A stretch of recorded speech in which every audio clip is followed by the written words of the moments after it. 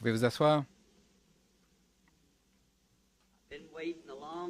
J'ai attendu longtemps pour revenir ici à Phoenix et je suis certainement heureux d'être ici cet après-midi. J'aime beaucoup Phoenix. Il y a quelque chose qui fait que je me sens toujours parmi les gens qui sont mes amis, qui m'aiment. Et c'est C'est depuis des années que des combattants dans la prière d'ici à Phoenix prient pour moi. Je me souviens toujours des premières réunions que j'avais tenues ici avec frère Outlaw, frère Garcia et les ministres de cette ville. Oh, comme le Seigneur avait béni, alors que je n'étais qu'à mes débuts dans les réunions. Depuis lors, Phoenix a occupé. Il y a quelque chose dans mon cœur qui est difficile à expliquer. Quand j'étais un petit garçon, j'avais toujours désiré venir à Phoenix. Je lisais toujours sur le désert. J'avais des petits poèmes que je composais là-dessus, alors que je n'étais qu'un petit garçon sur l'Arizona. Je suis si heureux maintenant d'être un natif. Je pense que j'ai accompli une année, ou peut-être un peu plus, mais on n'en trouve pas beaucoup qui ont plus d'années que ça. N'importe qui que je rencontre, je lui demande, êtes-vous un natif? Eh bien, autant que l'on puisse être, ça fait longtemps que je suis ici. Je pense qu'il me faut aller à la réserve des Apaches ou ailleurs pour trouver un vrai natif. Quelqu'un a dit, il n'y a pas longtemps, frère Branham, comment trouvez-vous l'Arizona? J'ai dit, eh bien, ça a été l'une des profondes aspirations de ma vie d'habiter en Arizona et Dieu me l'a accordé. Nous sommes ici juste à la veille de la convention des hommes d'affaires du plein évangile, ce qui est devenu une chose annuelle pour nous. Et cet après-midi, comme nous sommes rassemblés ici pour une avant-première de la convention qui commence jeudi soir, je pense, ça a été un privilège pour moi de venir tenir pendant ces quelques dernières années cette petite réunion ici, avant le début de la véritable réunion, ou plutôt le début de la convention. Frère Williams est un très cher ami à moi. Lui et Sir Williams, de tels gens occupent certainement une place de choix dans mon cœur. Ils m'invitent constamment à revenir, et ainsi nous sommes heureux de répondre à cette invitation cet après-midi. Et sur l'estrade, il y a aussi frère Fuller, frère Jewel Rose, frère Tony Stromey de Tucson, frère Borders, l'organisateur de nos campagnes, et le bon vieux et précieux frère Arganbright. Nous avons été ensemble dans beaucoup de dures batailles de l'autre côté de la rivière. Je m'attends à habiter avec lui un jour de l'autre côté de la grande rivière. Je n'arrive pas à me rappeler le nom du frère. J'ai essayé. Quel est votre nom, frère? Bourg, frère Bourg. Je le connais de visage. N'êtes-vous pas aussi celui qui interprète parfois? L'interprète pour les sourds. Et nous sommes très heureux de vous avoir tous ici. Je regardais ici en bas devant moi et je vois ici partout certains de mes amis de l'Arkansas. La première fois que j'étais ici, je vous ai dit que partout où j'allais, je trouvais quelqu'un de l'Arkansas. Je suis sûr que si jamais j'arrive au ciel, j'y trouverai des gens d'Arkansas, car ce sont vraiment des gens fidèles et loyaux. Eh bien, généralement, je parle pendant longtemps, mais j'ai essayé de mon mieux d'arranger les écritures et les notes que j'ai de façon à ne pas parler trop longtemps, et j'aimerais prier pour les malades pendant que je suis à Phoenix. Maintenant, le message que le Seigneur m'a donné, vous savez, des fois, ces choses deviennent assez délicates, et il en a été ici dans chaque âge, et j'ai essayé de mon mieux de m'y accrocher. C'est quelque chose. Et si je ne disais pas ce que Dieu m'a révélé, si ce n'était pas de Dieu, alors ce ne serait pas dans la parole. Mais si c'est dans la parole et que c'est une promesse pour cette heure, alors je pense que ce que je fais est correct parce que je ne cherche qu'à garder ce qu'il a promis pour cette heure. Et souvent, Quand vous contredisez quelqu'un sur sa théologie, il se dispute aussitôt avec vous. Mais il ne devrait pas en être ainsi. Je trouve des amis à moi qui sont membres de toutes les différentes églises dénominationnelles et tout le reste. Je ne me dispute jamais avec ces frères. Eh bien, je vais à leurs églises, partout où on m'invite, et je prêche. Mais nous ne devrions pas nous disputer au sujet de petites idées. Et vous savez, si je disais autre chose que ce qui est dans mon cœur, je serais un hypocrite. Loin de moi, pareille chose. Il faudrait peut-être que je le rencontre un jour en tant que pécheur, mais je n'aimerais certainement pas le rencontrer en tant qu'hypocrite. Je veux être véridique. Et si je disais, eh bien, je vais simplement laisser tomber ceci, parce que si les autres croient ceci, cela, alors, quel genre de personne? Vous ne pourriez pas avoir confiance en moi, et je ne pourrais pas avoir confiance en Dieu ou en moi-même si je fais si facilement des compromis. Tout le monde doit avoir quelque chose dont il est sûr. Et vous ne pouvez avoir un fondement pour votre foi que quand vous êtes sûr. Mais à moins que vous soyez sûr, s'il y a une question, laissez ça de côté jusqu'à ce que vous soyez sûr. Billy a peut-être distribué des cartes de prière. Oui, je lui avais dit de le faire. Et je pense qu'il m'a dit il n'y a pas longtemps que c'est fait. À un moment donné, je ferai venir quelques-unes dans la ligne de prière après quelques instants pour prier pour eux. Et si votre carte n'est pas appelée, s'il est plutôt appelé, et si vous n'êtes pas sûr que Dieu est le guérisseur et qu'il va vous guérir, ça ne vous servira à rien de venir ici, car vous ne serez pas guéri. S'il y a une question, si vous dites, eh bien, s'il y a quelque chose dans ma vie, je dois vraiment redresser cela, allez premièrement mettre cela en ordre et puis revenez dans la ligne de prière. En effet, la guérison, c'est le pain des enfants, nous savons cela. C'est dans l'expiation, et l'expiation s'applique premièrement à nos âmes. Et la guérison a toujours précédé chaque message, et c'est aussi un moyen pour rassembler les gens. Beaucoup de gens parrainent une réunion de guérison, beaucoup viennent à une réunion de guérison ou à un concert musical, mais quand il faut sauver une pauvre âme perdue, il n'y en a pas beaucoup qui s'y intéressent. Pourtant, c'est ça l'essentiel. La guérison divine, les concerts musicaux, etc. C'est juste comme Frère Bosworth disait, c'est l'appât sur l'hameçon. Et vous montrez au poisson l'appât, pas l'hameçon. Et c'est ce qu'il faut pour amener les gens à écouter un moment jusqu'à ce que vous puissiez vraiment leur présenter votre message. Dieu a fait cela dans chaque âge. Dans chaque âge, il y a toujours une campagne de guérison. Et si c'est une véritable campagne de guérison, il y a toujours un message qui suit cette campagne. Il n'y a jamais eu un signe qui soit donné juste comme ça. C'est un signe précurseur d'un message. Et je crois que la même chose, il y a 17 ans ou 18 ans maintenant, que le Seigneur m'a envoyé pour prier pour les malades, cela a suscité un grand réveil parmi les gens. Beaucoup de grands serviteurs de Dieu se sont lancés dans les campagnes de guérison. Mais les campagnes de guérison en soi, si vous continuez dans la même vieille tendance dans laquelle vous avez toujours été, il y a quelque chose de faux. Cette campagne de guérison ne vient pas de Dieu. Cela doit premièrement attirer l'attention. Voyez-vous, ensuite vient un message. Jésus, quand il est venu guérissant les malades et tout, il était un grand prophète aux yeux de tous. Mais quand il s'est mis à leur dire la vérité de l'Évangile, dire qui il était, pourquoi il était venu, alors il n'était plus populaire après ça. Il a toujours été ainsi dans chaque âge, et il en sera toujours ainsi. Maintenant, cet après-midi, nous sommes ici, et puis demain après-midi, ce sera dans le même auditorium. Ce sera aussi à 19h. Est-ce correct, frère? 19h30. Demain après-midi, ou plutôt le soir. Et puis mardi soir, et je pense mercredi soir aussi, à l'auberge Ramada mercredi. C'est juste. Et puis la convention.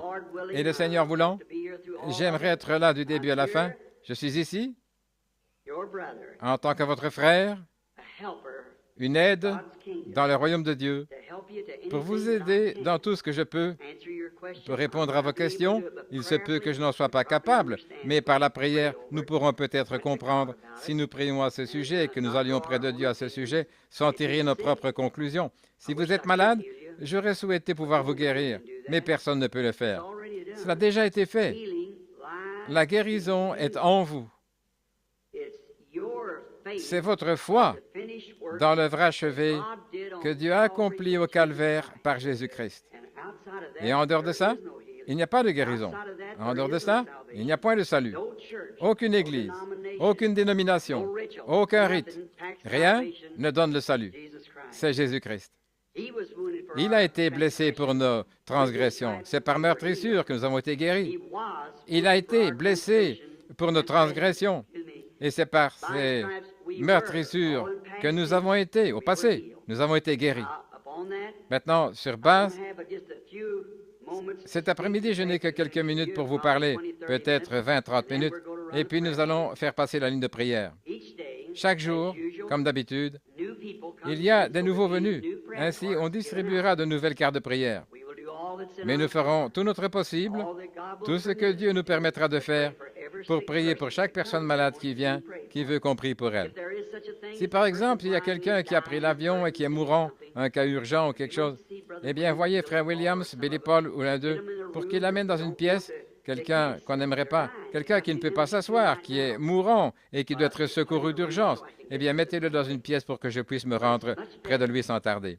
Mais il est de loin mieux, si vous n'êtes pas dans cet état d'urgence, que vous preniez simplement vos credos et vos croyances et que vous les mettiez simplement de côté pendant quelques minutes, juste assez longtemps, pour écouter ce que disent les Écritures et puis ce que Dieu dit au sujet de ce qu'il a promis. Et cela édifiera votre foi. Et vous n'aurez même pas besoin de venir dans la ligne de prière, ni que quelqu'un prie pour vous. Vous êtes déjà guéri, si vous pouvez simplement croire. Et c'est le but de ça, c'est de vous permettre de vous rendre conscient de ce que Jésus a fait pour vous. Il n'est pas nécessaire de venir vous agenouiller ici et de prier jusqu'à ce que vous soyez sauvés. Vous êtes déjà sauvés, mais il vous faut l'accepter. Ce n'est pas votre prière qui accomplit ça, c'est votre foi. C'est par votre foi que vous êtes sauvés, pas par la prière. C'est par la foi que vous êtes sauvés. Il en est de même pour la guérison. Je suis sûr que nous comprenons tout cela. S'il y a des étrangers parmi nous, nous voudrions que vous sachiez que moi-même, tout comme ce groupe avec lequel je suis ici, les hommes d'affaires du plein évangile, nous ne représentons aucune dénomination. Nous représentons seulement des croyants chrétiens de toutes les dénominations. Tout le monde est le bienvenu. Nous sommes très heureux de vous avoir. Vous direz, eh bien, je suis membre d'une certaine église, est-ce qu'on peut prier pour moi? Eh bien, vous n'avez même pas besoin d'être membre d'église. Vous n'avez rien à faire sinon venir ici et croire Dieu, c'est tout ce que vous avez à faire. Dieu fait le reste.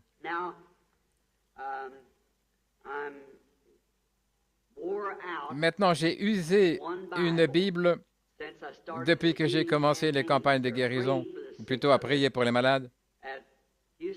À Houston, au Texas, Frère Kitson et son groupe m'ont offert une Bible. Ça fait des années, ça fait environ 18 ans. Et j'ai porté cette Bible partout dans le monde, au point qu'elle est complètement usée. Les pages s'en sont détachées. Tout récemment, on m'a offert une nouvelle Bible.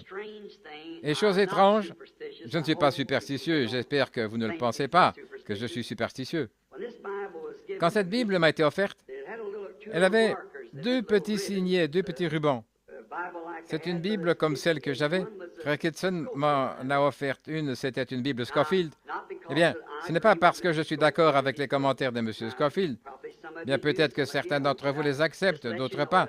Mais je voudrais juste vous faire savoir que je n'utilise pas la Bible Scofield parce que je crois cela.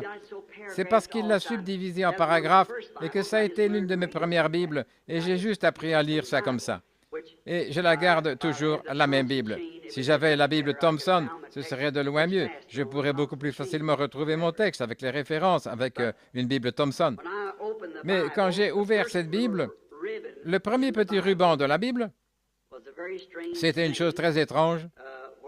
Ça se trouvait là où Salomon a consacré le temple de Dieu. Et la gloire de Dieu était tellement grande, la gloire de la Shekinah dans le bâtiment, que les sacrificateurs ne pouvaient même pas faire le service. Et puis l'autre signet se trouvait là où Esdras était revenu et avait consacré le temple. Et le troisième petit signet que ma femme m'avait procuré et placé dans la Bible, je ne le savais pas, il portait mon nom et tout, se trouvait dans Marc 11, 22. Elle avait tout simplement collé dans la Bible et ça se trouvait là.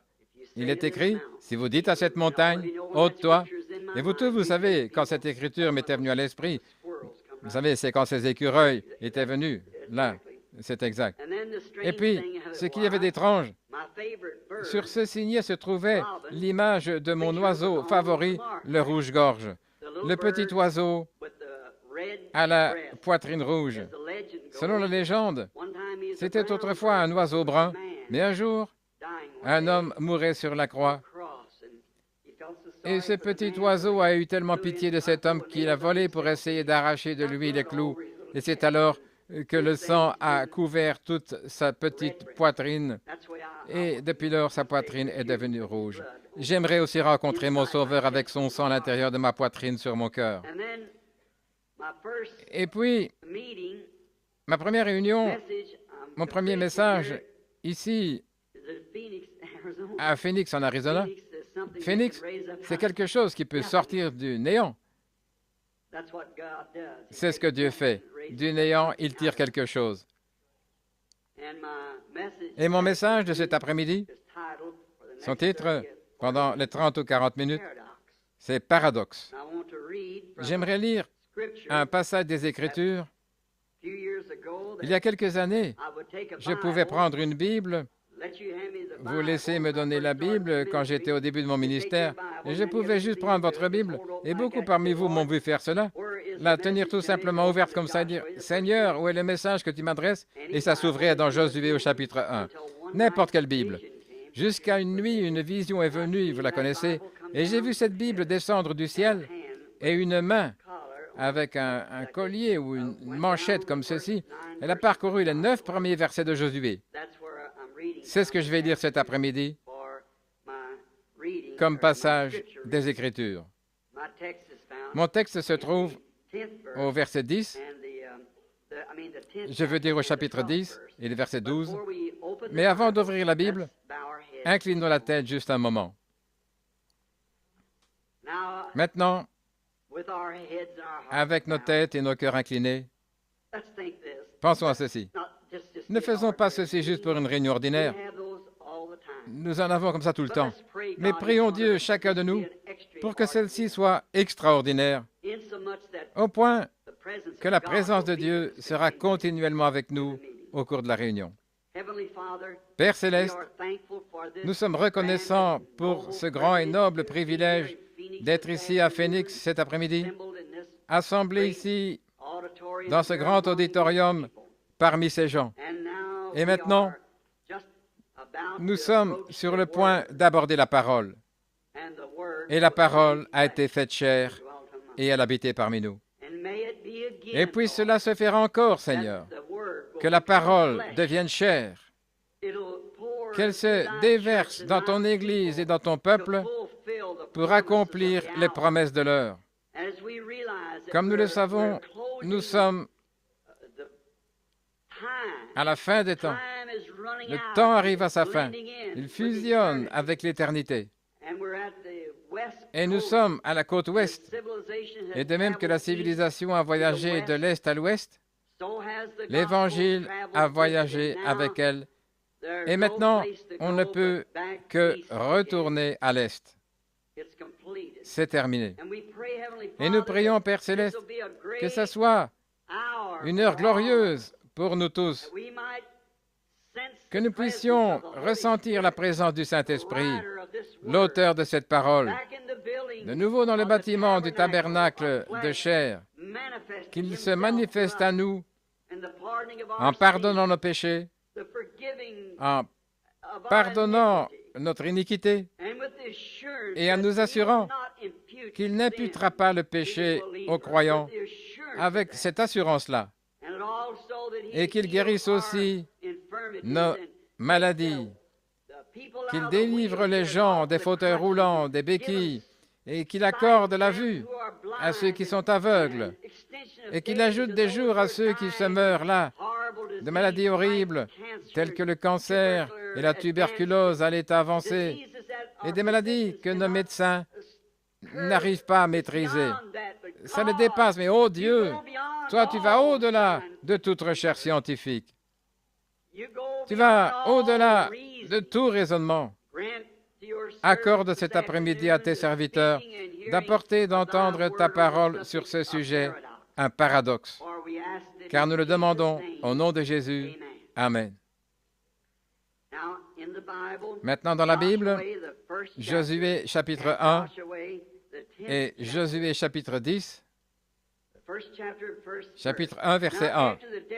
Après la mort de Moïse, serviteur de l'Éternel, l'Éternel dit à Josué, fils de Nun, serviteur de Moïse, Moïse, mon serviteur, est mort.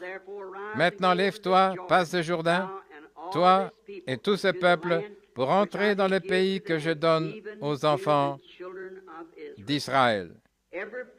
Tout lieu que foulera la plante de votre pied, je vous l'ai donné, comme je l'ai dit à Moïse. Vous aurez pour territoire depuis le désert et le Liban jusqu'au grand fleuve, le fleuve Euphrate, tout le pays des Hétiens, et jusqu'à la grande mer vers le soleil couchant. Nul ne tiendra devant toi tous les jours de ta vie. Comme j'étais avec Moïse, je serai avec toi. Je ne te délaisserai point, je ne t'abandonnerai point.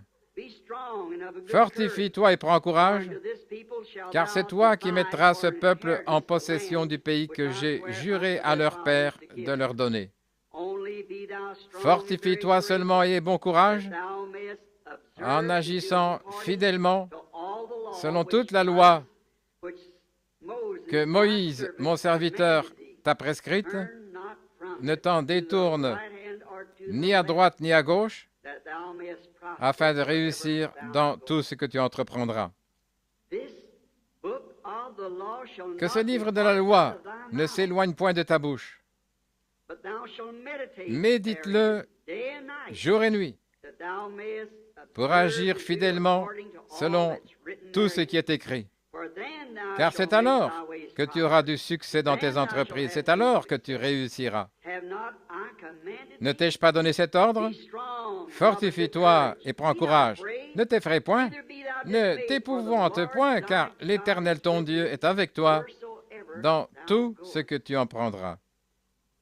Tout ce que tu entreprendras. Alors Josué parla à l'Éternel le jour où l'Éternel livra les Amoréens aux enfants d'Israël, et il dit en présence d'Israël, arrête-toi, soleil, arrête-toi sur Gabon, et toi, lune, sur la vallée d'Ajalon. Et le soleil s'arrêta, et la lune suspendit sa course jusqu'à ce que la nation eût tiré vengeance de ses ennemis. Cela n'est-il pas écrit dans le livre du juste? Le soleil s'arrêta au milieu du ciel, il ne se hâta point de se coucher presque tout un jour. Il n'y a point eu de jour comme celui-là, ni avant ni après, où l'Éternel ait écouté la voix d'un homme, car l'Éternel combattait pour Israël. Puisse le Seigneur ajouter ses bénédictions à la lecture de sa parole. Maintenant, le sujet de cet après-midi, un paradoxe. Maintenant, le mot paradoxe, comme je venais de le vérifier pour être sûr d'avoir raison, le mot paradoxe signifie, d'après Webster, quelque chose d'incroyable, mais c'est vrai. Maintenant, vous savez, nous avons entendu parler du vieux dicton qui dit que la vérité, comment dit-on, plus étrange que la fiction. C'est ainsi la vérité. En effet, quand quelqu'un dit la vérité, parfois, elle est très étrange. Je connais un ami, là dans le Colorado, on menait une enquête, on allait mener une enquête sur les élans, et il y avait 21 têtes dans le troupeau d'élans, et mon ami était allé chasser là quand les gardes-chasse sont arrivés là.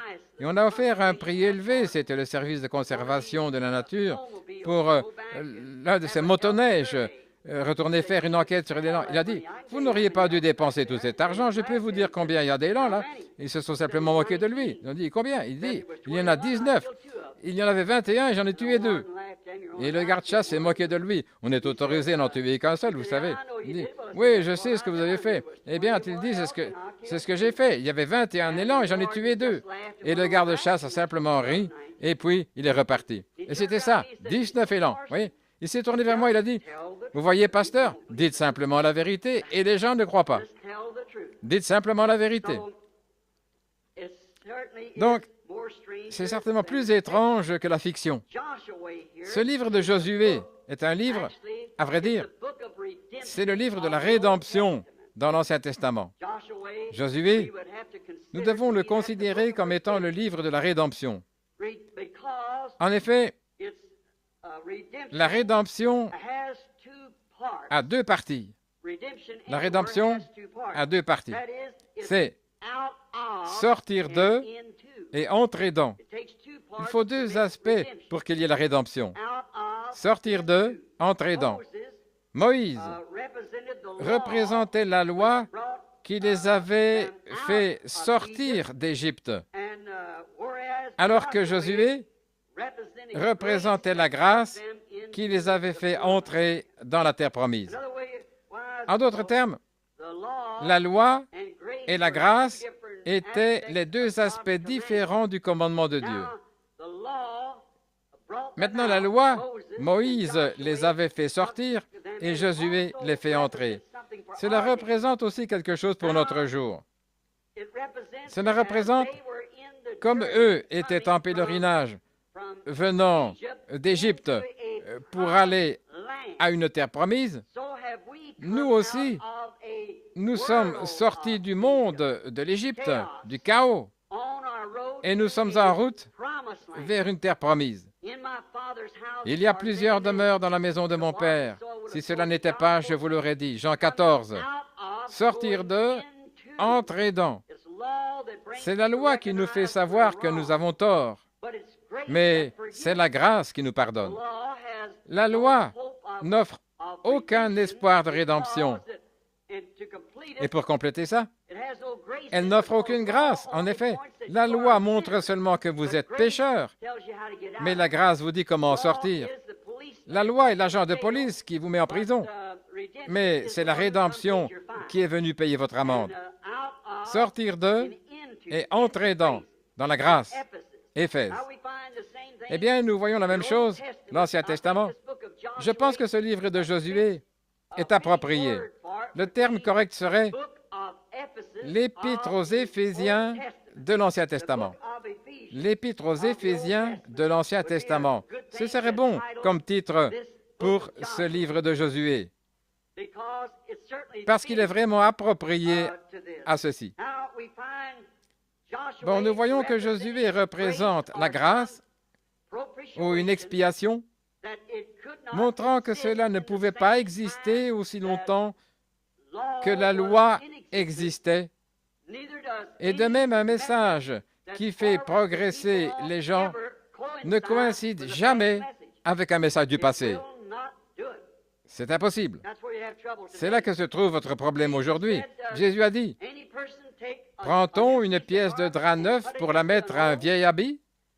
Ou mettons du vin nouveau dans de vieilles outres? Elles se rompront.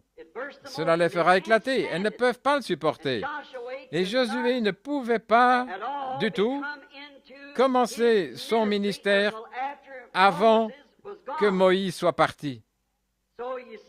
Vous voyez donc le tout premier verset ici, « Moïse, mon serviteur, est mort. Maintenant, lève-toi et amène ce peuple dans la terre promise. » Moïse, qui représentait la loi, avait joué son rôle en son temps. La loi avait joué son rôle en son temps. À leur sortie, ils avaient réellement la grâce au départ. Avant d'avoir la loi, ils avaient la grâce. Pendant qu'ils étaient en Égypte, il n'y avait pas de loi, il n'y avait personne là. Il n'y avait que des sacrificateurs et autres, mais ils n'avaient pas de loi. La loi n'avait pas encore été donnée. La grâce avait pourvu un prophète pour eux. Et la grâce avait aussi pourvu à une expiation. un agneau pour le sacrifice. Nous aborderons cela cette semaine, le sacrifice, le sang, parce que c'est là que réside votre guérison. Il avait été pourvu à l'expiation avant qu'il y ait une loi. La grâce a existé avant la loi, pendant la loi et après la loi. Ainsi, Josué était là, représentant la grâce, il marchait avec la loi, mais la grâce ne pouvait pas entrer en vigueur tant que la loi occupait sa place. Et il en est de même pour l'Église du monde dans ces derniers jours. Elle est apparue, elle a joué son rôle. Mais il viendra un temps où cela doit cesser. Ça doit cesser. Il doit y avoir des Éphésiens également dans ce pèlerinage, comme il y en avait dans les autres voyages. Il doit y avoir des Éphésiens, un Éphèse, un Éphésien dans ce pèlerinage, dans ce voyage.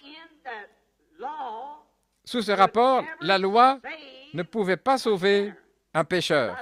Comme je l'ai dit, elle ne pouvait pas. Ainsi donc, la terre promise représentait un jour de grâce. Voyez, il ne pouvait pas les faire entrer dans ce pèlerinage. Et si vous remarquez, au cours de ce pèlerinage, ils avaient 3 étapes dans leur pèlerinage. La première était la préparation par la foi en Égypte sous l'agneau de sacrifice. Ensuite, ils ont traversé la mer Rouge. Ils sont entrés dans le désert, séparation, qui représentait une autre étape du voyage. En effet, lors de la préparation, après qu'ils se soient tous préparés, alors, ils sont arrivés à la mer Rouge. Il y eut encore un échec. Le peuple n'a pas cru après avoir vu beaucoup de choses que Dieu avait accomplies. Il ne croyait toujours pas. Et Dieu a ouvert la mer Rouge et les a fait traverser. Nous avons appris qu'ils ont tous été baptisés en Moïse sous la nuée et dans la mer. Eh bien, ils étaient baptisés, ils s'étaient repentis, ils étaient baptisés et ils étaient sortis pour entrer dans une nouvelle vie, dans une nouvelle terre, dans un nouveau voyage, parmi un nouveau peuple. Et la main de Dieu était sur eux. Mais finalement, ils en sont arrivés au point où, dans leur marche, ils n'étaient pas satisfaits de la marche par la grâce qu'ils avaient. Ils devaient en arriver à quelque chose qu'ils pouvaient faire eux-mêmes. Eh bien, c'est ce que les gens pensent aujourd'hui au sujet de la guérison divine ou une autre œuvre de la grâce de Dieu. Il y a quelque chose qu'on doit faire. Vous ne devez rien faire, sinon croire. Simplement croire Dieu. S'ils avaient continué, la promesse ne leur a pas été donnée sous la loi, la promesse a été donnée avant la loi, sans aucune condition. Je vous ai donné cette terre, entrez-y. Mais avant qu'ils atteignent cette promesse, ils ont résolu qu'il y avait quelque chose qu'ils devaient faire par eux-mêmes. Et cela, nous le voyons toujours parmi les êtres humains. Nous sommes enclins à être ainsi. Il nous faut faire quelque chose. Nous pensons que nous devons aussi faire quelque chose là-dessus. Vous avez quelque chose à faire, c'est abandonner votre propre volonté, vos propres idées à la volonté et à la pensée du Dieu Tout-Puissant, et alors c'est terminé. C'est tout ce qu'il faut. Prenez simplement sa promesse, ne pensez à rien d'autre. Marchez par cela et Dieu fera le reste. Ensuite, ils ont voulu avoir une loi. Et Dieu vous donne toujours le désir de votre cœur, il l'a promis.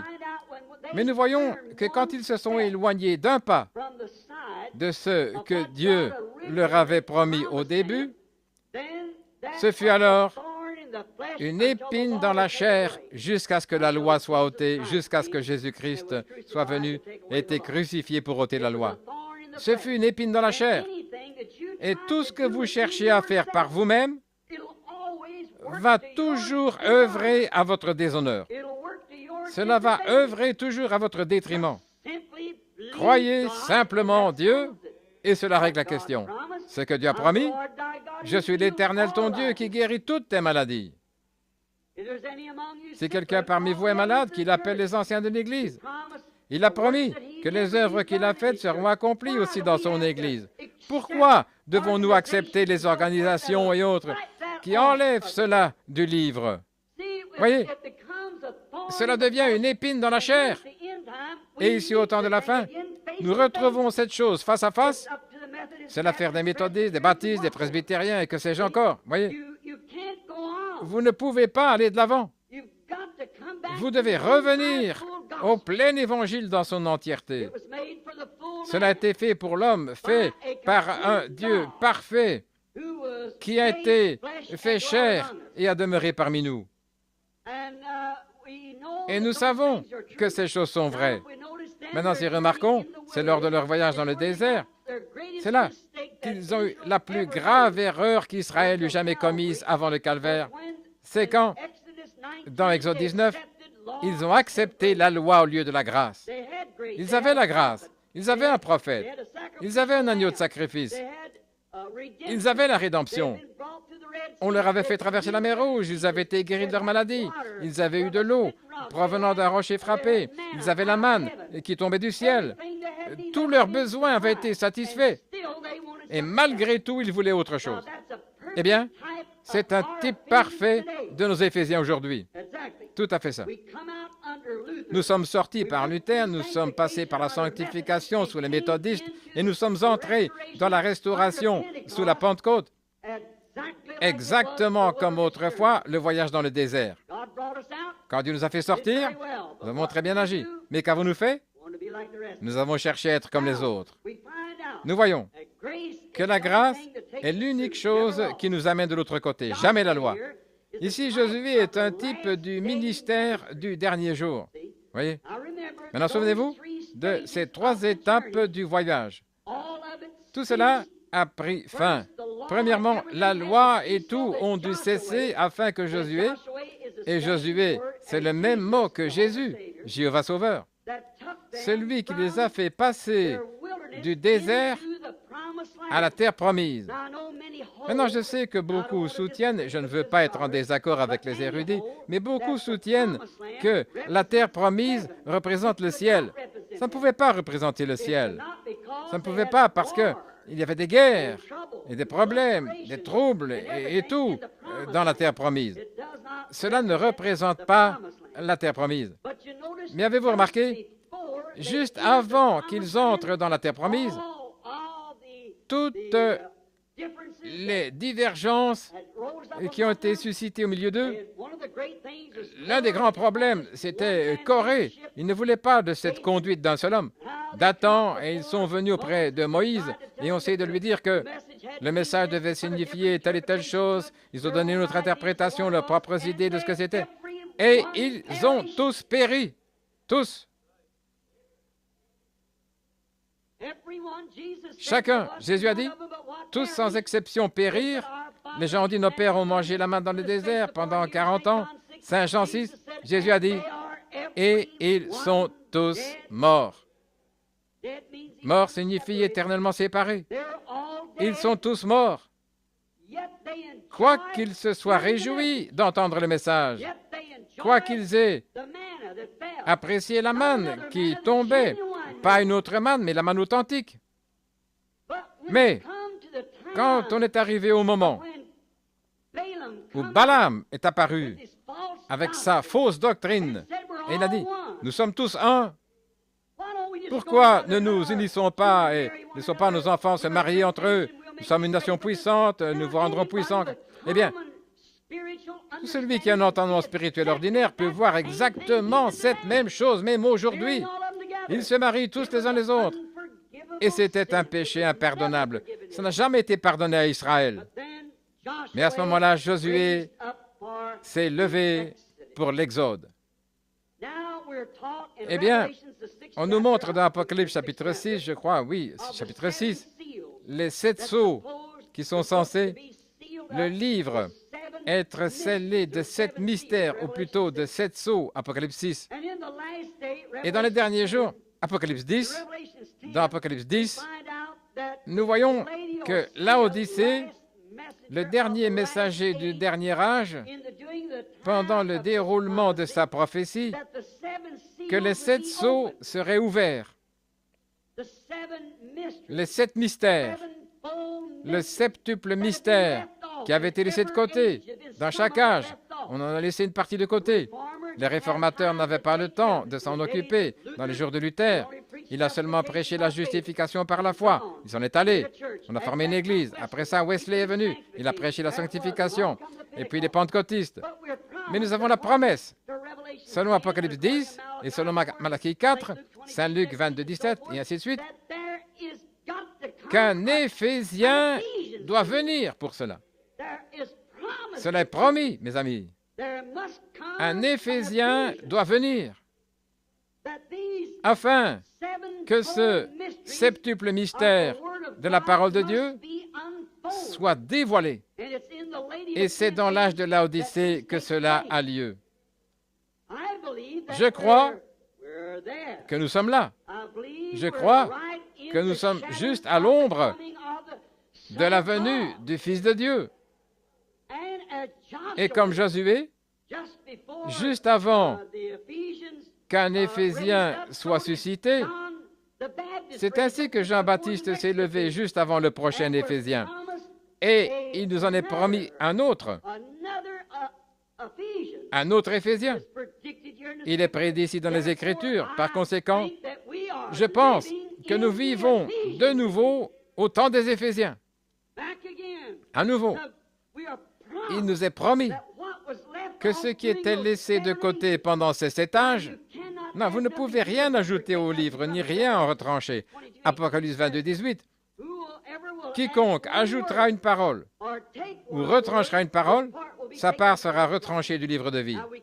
Non, nous ne pouvons ni ajouter ni retrancher. Ainsi donc, nous savons que Luther n'a pas pu y arriver, Wesley et les autres, les réformateurs, Knox, Finney, Calvin, et ainsi de suite, ils n'ont pas eu tout cela. Mais ce qu'ils avaient était la vérité de l'Évangile.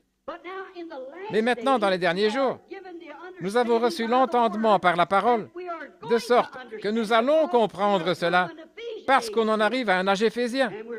Et nous y sommes. Maintenant, le paradoxe. Je laisse cela en suspens, parce que j'ai encore 10 minutes, et ensuite, nous aurons la ligne de prière. Le paradoxe. Il y a des gens aujourd'hui qui ne croient pas au miracle. Ils disent qu'ils ne peuvent simplement pas croire que les miracles existent dans cet âge moderne. Eh bien, je n'ai pas l'intention de parler en mal de ces personnes, mais elles sont spirituellement engourdies. Elles sont spirituellement aveugles. Elles n'ont pas du tout de vue spirituelle, ni de sensibilité spirituelle. En effet, personne ne peut s'asseoir au milieu d'une foule de gens, là où le Saint-Esprit tombe, peu importe qu'il ou elle soit vraiment un pécheur, sans qu'ils sentent absolument la présence de Dieu quand vous voyez l'accomplissement de la parole qu'il a promise. Vous devez donc être engourdi. Et quand vous voyez de vos propres yeux cela se passer, alors vous devez être aveugle spirituellement. Je ne dis pas sur le plan physique, mais vous pouvez certainement être spirituellement aveugle et avoir une vue physique parfaite. Vous vous souvenez d'Élie il y a Dothan, quand il est allé frapper toute cette armée d'aveuglement? La Bible dit qu'il l'a fait et il les a conduits droit dans une embuscade, puisqu'il ne savait pas qui il était. Et pourtant, exactement l'aspect qu'il était censé avoir et tout, il s'est tout droit dirigé vers eux, mais ils étaient aveugles. Et vous pouvez vous tenir dans la présence du Dieu vivant. Vous pouvez vous trouver sous l'onction de l'Esprit et le voir agir sans que cela vous touche. Vous pouvez voir ce que Dieu vous a dit, vous être parfaitement prêché et puis être manifesté. Et néanmoins, vous en éloignez, vous n'y croyez pas. Alors, vous êtes hors de portée. Vous êtes déjà mort, engourdi, aveugle. C'en est fini de vous. Ils étaient complètement...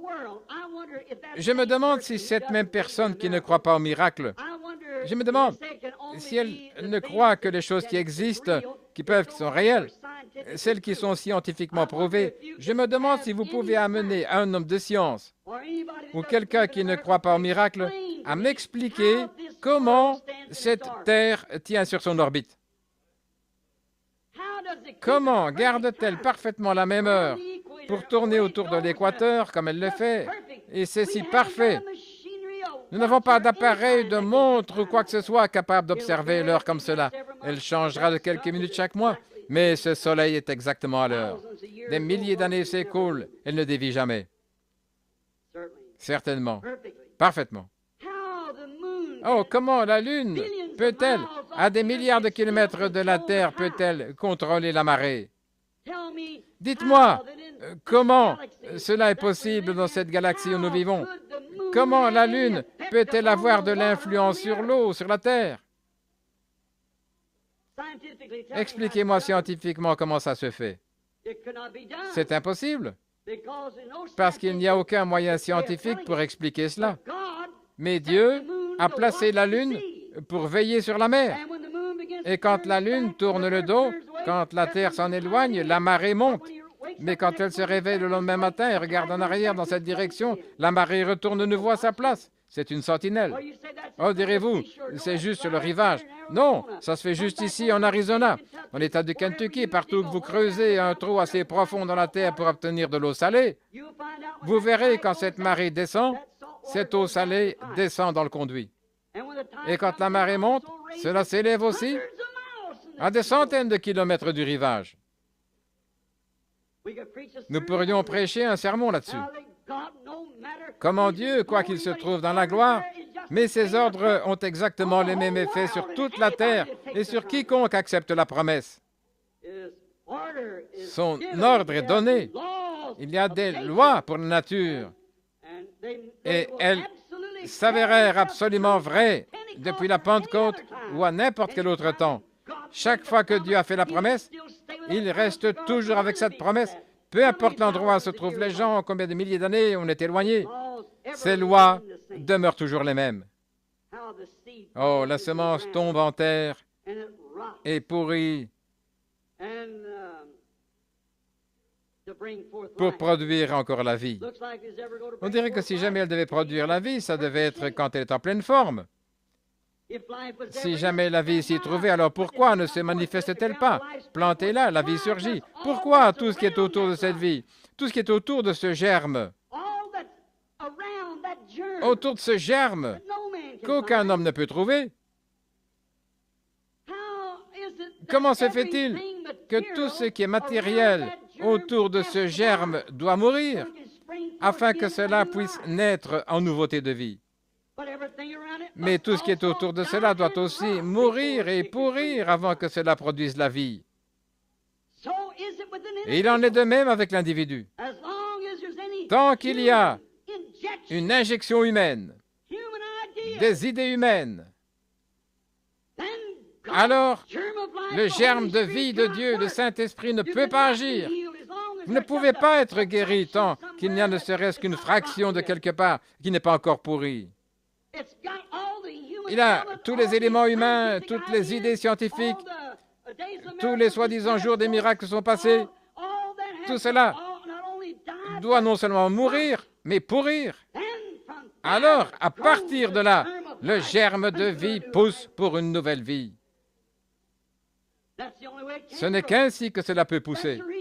C'est pour cela que nous ne recevons pas ce que nous demandons. Nous essayons de prendre avec nous tant de nos propres idées. C'est la raison pour laquelle l'Église luthérienne ne pouvait pas aller plus loin qu'elle ne l'a fait, les pentecôtistes et les autres. Parce que cette bande de théologiens y injecte des choses. Cela ne doit pas être ainsi, c'est pour un autre jour. Mais ça reste là. Et cela ne peut pas croître jusqu'à devenir une image parfaite du Christ, à moins que vous ayez reçu en vous chaque parole de Dieu. Et alors vous devenez cette parole, comme la semence qui était tombée en terre. J'aimerais que les gens expliquent Hébreux 11.3. Le plus grand homme de science que nous ayons jamais eu, autant que je sache, était Einstein. Il n'y a pas longtemps, j'ai écouté à New York ce qu'il avait dit. Et il parlait de la galaxie, à quelle distance elle était, et il a prouvé qu'il y avait une éternité. Comment l'homme, en allant à une vitesse de millions de kilomètres par heure, ça lui prendrait, ou plutôt à une vitesse d'1 million d'années-lumière par heure, ça lui prendrait tant d'années pour arriver là. 300 000 ou quelque chose comme ça, et puis 300 000 pour revenir. Et alors, cela, il a prouvé, d'une façon ou l'autre, que l'absence de cet homme sur la Terre n'aurait duré que 50 ans. L'éternité. Et ce n'est qu'une petite galaxie. Alors que Dieu a soufflé ça de sa main. La Bible dit, et Einstein est finalement arrivé à cette conclusion, il n'y a qu'une seule explication qu'un homme puisse donner sur l'origine de ce monde, et ça se trouve dans Hébreux 11.3. Nous comprenons que le monde a été formé par la parole de Dieu. C'est tout à fait vrai. La science ne peut même pas toucher cela. Et alors vous dites que vous ne croyez pas au miracle? Comment est-ce possible? Comment un homme de science pourrait-il expliquer la pluie de Noé, alors que jamais une goutte de pluie n'était tombée sur la terre avant ce jour-là? Mais Noé avait dit que la pluie tomberait. Et quand la pluie de Noé tomba, contrairement à toute la science, il n'y avait pas de nuages là-haut, il n'y avait jamais eu de pluie. On pouvait prouver qu'il n'y avait pas de pluie là-haut. Et alors, quand Dieu a ouvert les cieux et a déversé un flot qui a emporté la terre, c'était un paradoxe. Oh, combien c'est illogique, inexplicable. Mais nous savons que Dieu l'a fait, parce que la Bible le dit. Et nous avons aujourd'hui une preuve sur la terre que c'était ainsi. Dieu l'a fait. C'était un paradoxe. Quand Dieu prit un vieil homme du nom d'Abraham, âgé de 75 ans, et sa femme âgée de 65, plusieurs années après le temps de la vie, la ménopause. Et quand il a pris cet homme et qu'il lui a donné une promesse à l'âge de 75 ans, ainsi qu'à cette femme à laquelle il était marié, sa demi-sœur, et il avait vécu avec elle depuis qu'elle était une jeune fille, il s'était marié quand elle était probablement une adolescente, et voici qu'elle avait 65 ans, et il a dit, « Tu auras un bébé par cette femme. » Et si Abraham avait dit, « Je ne crois pas au paradoxe, je ne peux pas accepter ça. » Cela n'aurait jamais eu lieu. Mais voyez, mais quand vous déclarez que vous croyez quelque chose, vous devez alors mettre cela en action. Alors il a été ordonné à Abraham de se séparer de toute incrédulité et de marcher seul avec Dieu. Et plutôt que de s'affaiblir, il devint plus fort. Et quand il eut 100 ans et Sarah 90, l'enfant naquit. Comment Abraham pouvait-il amener son fils si loin, à une distance de 3 jours de marche, peut-être 140 km là, de toute civilisation, au sommet de la montagne que le Seigneur lui avait indiqué pour y offrir son propre fils Isaac? Isaac portait le bois, comme nous savons, ce qui est un type de Christ. Et là, sur cette montagne, il devait offrir Isaac en sacrifice. Et quand il a fait tout ce que Dieu lui avait dit, sauf poignarder à mort son propre fils, quand il a dégainé le couteau et il a levé la main, obéissant à Dieu à la lettre, la Bible dit, il savait que Dieu ne pouvait pas donner une promesse qu'il ne tiendrait pas. Et il l'a reçu comme venant des morts. Dieu était donc capable de le ressusciter des morts et de le lui restituer. Et quand il était prêt à obéir à Dieu, Dieu a saisi sa main et il a dit, « Retiens ta main, Abraham. » Et il y avait un bélier dont les cornes étaient accrochées là, dans les buissons, au sommet de cette montagne, où se trouvaient des lions, des loups, des hyènes, des chacals, et de grandes bêtes féroces qui dévorent les moutons. Il était donc très loin, au sommet de la montagne, là où il n'y avait pas d'eau. Comment ce bélier est-il arrivé là? Abraham avait ramassé des pierres ici et là pour bâtir un autel. Mais il y avait là un bélier de toute manière. C'était un paradoxe. Et tout homme qui croit Dieu et le prend à sa parole, peu importe les circonstances, Dieu va accomplir un autre paradoxe pour tenir sa parole. C'est pourquoi Abraham a appelé ce lieu Jéhovah Jireh. Le Seigneur s'est pourvu d'un sacrifice. Il peut toujours accomplir un paradoxe. Il peut faire ça cet après-midi, si seulement vous le prenez au mot. Daniel, dans une fosse pleine de lions affamés, comment cet homme a-t-il pu? Comment cet homme a-t-il pu rester toute la nuit dans la caverne avec une meute de lions affamés, sans mal? L'ange du Seigneur, invisible à tous les autres, se tenait là. C'était un paradoxe. Quelque chose a dû empêcher ce lion de s'approcher de lui. Quand les enfants hébreux sont entrés dans la fournaise ardente, Cela était contraire à tout entendement scientifique. Dans ce grand âge-là, ce n'était pas scientifique qu'un homme soit jeté dans une fournaise. Les hommes qui les avaient amenés là ont péri. Mais eux qui étaient entrés dans la fournaise, ils sont restés en vie. Et la seule chose que cela avait fait, c'était les libérer de leur chaîne. C'est un paradoxe. Inexplicable. Illogique. Mais c'est pourtant la vérité. Voilà Josué dont nous parlons. Cet homme, juste un homme ordinaire, qui a résisté à un tas de credos humains avec des lois et des cérémonies où rien n'était mentionné au sujet de donner à un homme le pouvoir d'arrêter le soleil. Mais voilà la commission que Dieu avait donnée. Tout lieu que foulera la plante de votre pied, je vous le donne. Je serai là. Et l'ennemi fut mis en déroute. Le soleil est en train de se coucher. Et ces rois avaient le temps de se rassembler encore le lendemain. Et lui, il perdrait certainement des hommes. Mais Josué savait qu'il avait besoin du soleil. Et levant les yeux vers le soleil, il a donné cet ordre. Arrête-toi sur Gabaon. Et lune, tiens-toi sur Ajalon. Et pendant tout un jour, pendant toute une nuit, le soleil s'est arrêté et la lune s'est tenue là. C'est un paradoxe. Un homme qui marche dans la volonté de Dieu peut faire une telle chose, car il était de nouveau dans un Éphésien, avec l'Évangile. Assurément, c'était un paradoxe. Moïse, un bâton à la main, descendant pour délivrer les enfants d'Israël, c'était un paradoxe. Alors que l'Égypte avait toute une armée et des hommes bien formés, c'était un paradoxe. La naissance virginale était un paradoxe. Comment une vierge a-t-elle pu, contre tout entendement scientifique, une femme qui n'avait pas connu d'homme, comment a-t-elle pu donner naissance à un enfant, et pas seulement un enfant, mais Emmanuel, qui a prouvé qu'il était exactement ce qui avait été annoncé? Comment cela a-t-il pu se produire? C'était un paradoxe. En effet, Dieu avait parlé à son prophète des centaines d'années auparavant, et le prophète a obéi à la parole de Dieu, et la parole a été proclamée, et la parole a été faite chair et habitée parmi nous. Nous croyons cela. Certainement, c'est un paradoxe. Comment a-t-il pu marcher sur l'eau? C'était un paradoxe. Un être humain, étant donné la dimension de vos pieds, ne pourrait pas faire ça. Mais il l'a fait. Qu'était-ce? Inexplicable. Mais c'était cependant un paradoxe. Dieu l'a fait, nous le croyons. Nourrir 5000 personnes avec 2 poissons et 5 petits pains. Mais il l'a fait.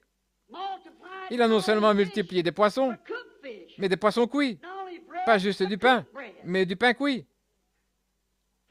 Comment a-t-il pu changer l'eau en vin? C'était entièrement un paradoxe.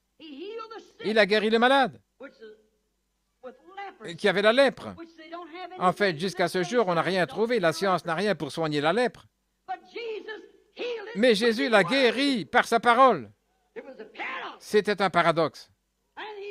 Et il est le même, hier, aujourd'hui, éternellement. Sa parole guérit encore les malades. C'est un paradoxe, certainement. Il a ressuscité les morts, après que la vie mortelle les ait quittés. Lazare, le fils de la femme de Naïn, et la fille de Jaïr, il a ressuscité les morts par sa parole, parce qu'il est la parole. Et puis, une autre grande chose, pour terminer, pour prouver qu'il était le Messie, pour prouver ce qu'il était, il devait venir conformément à la parole.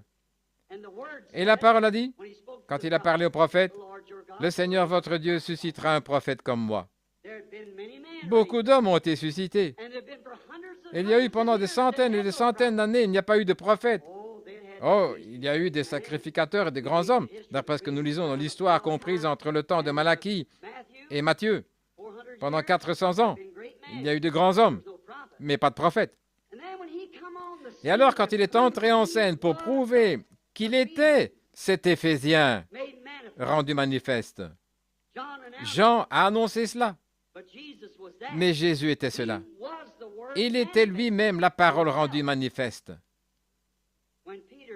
Un jour, quand Pierre est venu vers lui avec André, son nom était Simon.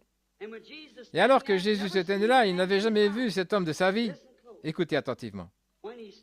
Comme il se tenait là, il a regardé l'homme et il a dit, « Tu t'appelles Simon, tu es le fils de Jonas. » C'est un paradoxe.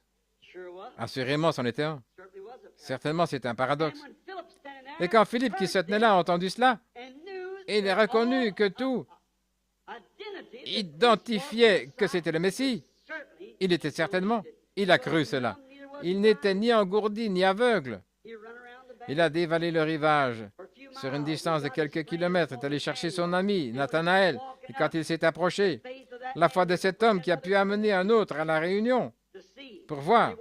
Quand ce dernier s'est avancé devant Jésus, Jésus a dit, « Voici un Israélite en qui il n'y a point de fraude. » Il a émerveillé cet homme, il a demandé, « Quand m'as-tu donc connu? Suivez, c'est illogique. » Oui, c'est inexplicable. Il a dit, « Comment donc m'as-tu connu? » Il a dit, « Avant que Philippe t'appelle, quand tu étais sous l'arbre, je t'ai vu. » Un paradoxe. Il devait passer par la Samarie. Et quand il est passé par la Samarie, la ville de Sichar, il était assis là attendant ses disciples qui étaient allés acheter de la nourriture. Et remarquez, une femme de mauvaise réputation est venue au puits et il lui a dit, « Femme, va me chercher à boire, ou plutôt donne-moi à boire. » Et elle a dit, « Il n'est pas de coutume que vous me demandiez cela. Je suis une Samaritaine, tu es juif. Il ne faut pas de relation avec vous. » Il a dit, « Mais si tu connaissais celui à qui tu parles. » Observez ce paradoxe. Ne le manquez pas. Elle a dit, « Comment je suis une femme samaritaine et tu es juif. Nous n'avons pas de relation. » Il a dit, « Mais si tu connaissais celui à qui tu parles, celui qui te parle, c'est toi qui me demanderais à boire. » Il a continué jusqu'à ce qu'il trouve son problème. Il a dit, « Va chercher ton mari et viens ici. » Elle a dit, « Je n'ai pas de mari. » Il a dit, « C'est la vérité. Tu n'as pas de mari. En effet, tu en as eu 5. Et celui avec qui tu vis maintenant n'est pas ton mari. Tu as donc dit la vérité. » Elle a dit, « Seigneur, je perçois que tu es prophète. » Il n'en avait pas vu depuis des centaines d'années. Il a dit, « Nous savons que le Messie viendra et quand il viendra, il nous dira ces choses. » Il a dit, « Je le suis. » C'était un paradoxe confirmé. Et ça doit alors être la vérité de l'Évangile. L'Évangile qui avait promis cela, et c'est arrivé là, confirmant que c'était la vérité. Maintenant, laissez-moi vous donner ici un grand et remarquable paradoxe. Dans Jean 14, 12, Jésus a dit, il a promis que le croyant qui croirait en lui ferait les mêmes œuvres. Est-ce correct? Dieu, qui donne une loi, ou plutôt une promesse, doit tenir cette promesse pour être Dieu. Il la tient certainement. À l'idée que Dieu, eh bien, c'est un paradoxe en soi. Pour que Dieu, qui fait une promesse et qui ne peut pas briser cette promesse, promette à son peuple que les choses qu'il a faites les accompagneront au cours de l'âge jusqu'à ce qu'il revienne. Allez par tout le monde, prêchez la bonne nouvelle à toute la création, tout le monde. Celui qui croira et qui sera baptisé sera sauvé, et celui qui ne croira pas sera condamné. Et voici les signes qui accompagneront ceux qui croient. Il doit tenir cette parole. Et parce qu'il l'a dit, parce que c'est sorti de sa bouche, ça doit s'accomplir. Toute écriture doit s'accomplir. C'est donc un paradoxe en soi que d'entendre Jésus, le Fils de Dieu, faire une telle déclaration. Les œuvres que je fais, vous les ferez aussi. Eh bien, la Bible dit dans Hébreux 13, 8 qu'il est le même hier, aujourd'hui et pour toujours. C'est un paradoxe, car ça doit se faire. Les cieux et la terre passeront, mais pas une seule parole que j'ai prononcée ne faillira jamais. Ça doit s'accomplir. Eh bien, mes amis, je crois qu'il est le même hier, aujourd'hui, éternellement. Je crois qu'il est tout aussi capable cet après-midi de produire dans ce bâtiment un paradoxe, car il a promis que cela arriverait. Et combien plus a-t-il promis? Combien plus cela subsiste-t-il dans la Bible? Jusqu'à cet âge même où nous vivons de nouveau des Éphésiens au cours des âges de l'Église. Nous avons eu 7 âges de l'Église. Et il nous est promis que dans l'âge de l'Église de Laodicée, il y aurait un autre Éphésien. C'est vrai. Et nous y sommes. Je crois de tout mon cœur que Jésus-Christ qui a fait la promesse, comme je l'ai dit dans mon dernier message, me tenant là contre ce mur, quand j'étais ici il y a quelques semaines, chaque fois que vous bougez votre doigt, cela fait 107 le tour du monde. Ça ne s'arrêtera jamais. Chaque mouvement que vous faites, vous le verrez au jugement. La télévision prouve que c'est ainsi, la 4e dimension. La télévision ne fabrique pas l'image. Elle ne sert que de canal de transmission de cette onde par un tube. Et vous voyez une image. La couleur, tout, chaque objet en mouvement qu'il y a dans le monde passe directement ici et c'est enregistré. Un jour, votre enregistrement sera terminé et vous aurez à répondre de ce qui aura été enregistré, c'est vrai. Oh Dieu! Accorde-moi d'être vraiment planté, que je sois vraiment mort à moi-même et à tout ce qui est autour de moi, mais que je sois conscient de la parole de Dieu qui vit parmi nous aujourd'hui. Prions. Seigneur Jésus, tu es un paradoxe quand Dieu fut fait chair. Je te prie, Père Céleste, de te manifester cet après-midi en nous prouvant aujourd'hui, non seulement donner une confirmation, je pense que 90% ou plus des gens qui sont ici croient chaque parole, mais afin que nous te voyions encore, pour montrer que cette parole que tu as proclamée parcourt encore sans cesse le monde, juste comme un enregistrement, que nous puissions entrer dans cet enregistrement aujourd'hui, Père, que nous puissions y entrer et que nous n'entendions pas comme de seconde main, celle d'un homme, mais que cette bouche, cette personne et ces gens, tous ceux qui sont ici, deviennent ta parole.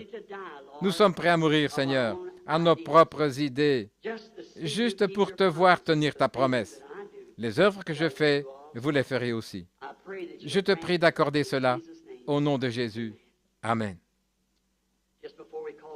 Juste avant de former la ligne de prière, un jour, je prenais un peu de crème glacée avec un vieil ami médecin. Il a dit, « Je veux te demander quelque chose, Billy. » J'ai dit, « Allez-y. » Il a dit, « Crois-tu » C'est là que j'ai reçu cette pensée, un paradoxe. Il a demandé, « Crois-tu au paradoxe » J'ai dit, « Assurément. » Il a dit, « Je sais que tu y crois. » Il m'a parlé d'une personne qui avait été guérie, pour qui on avait prié, et à qui il avait vendu des médicaments contre l'épilepsie pendant des années. Des fois, cet homme faisait 7 ou 8 crises par jour, des médicaments forts. Il a dit, il n'est plus jamais revenu en chercher d'autres. Je le vois tout le temps. Il n'en a plus jamais pris. Il a dit, je veux te dire quelque chose, juste pour que tu saches que je crois ce dont tu parles. Lors de la Grande Dépression, mon fils était ici, à la pharmacie. Il a dit, il serait en quelque sorte un jeune homme, ils l'ont envoyé faire la queue pour le médicament. Et il a dit, un homme est venu ici en compagnie de sa femme, une petite femme. En la regardant, vous pouviez voir qu'elle était sur le point d'accoucher d'un moment à l'autre. Et il a dit, elle ne saura plus se tenir dans cette ligne. Et il a dit qu'il a fait entrer sa femme par la porte, elle était appuyée sur son épaule. Et il a dit, mon garçon est allé là, puis-je vous aider? Il a dit, oui, il a dit, voici l'ordonnance du médecin. Mais a-t-il dit, mais j'aimerais rendre ça clair pour vous. Nous n'avons pas encore l'argent. Nous recevons cela du comté, mais ma femme ne peut pas tenir plus longtemps. Le médecin dit qu'elle doit prendre ce médicament tout de suite. Si seulement vous lui donnez le médicament, je me tiendrai dans la ligne jusqu'à ce que je reçoive l'argent du comté. Et le garçon a dit, « Monsieur, je suis désolé, c'est contre nos règlements ici de donner du médicament sans avoir perçu l'argent. » Vous savez comment c'était à cette époque-là. Et il a dit, « Je suis désolé pour elle, mais je ne saurais pas le faire. » J'étais assis là derrière, en train de lire un journal, et j'ai levé les yeux. Et quelque chose a réchauffé mon cœur de façon étrange. Je me suis avancé, j'ai dit, « Attends une minute, mon frère. » Cet homme franchissait déjà la porte, il a dit, « Juste une minute. » Qu'était-ce? Cet homme lui a expliqué. Il a dit, « Faites-moi voir l'ordonnance. Attendez une minute. Je vais vous trouver le médicament. » Il a dit, « Je suis rentré, j'ai préparé le médicament que le médecin avait prescrit. » Il a dit, « Je suis allé là et je lui ai donné cela sans savoir si je serais remboursé, mais je croyais que oui. J'avais simplement senti qu'il me fallait le faire. » Il a dit, « Billy, quand j'ai mis Ce médicament dans la main de cette femme, c'était le Seigneur Jésus.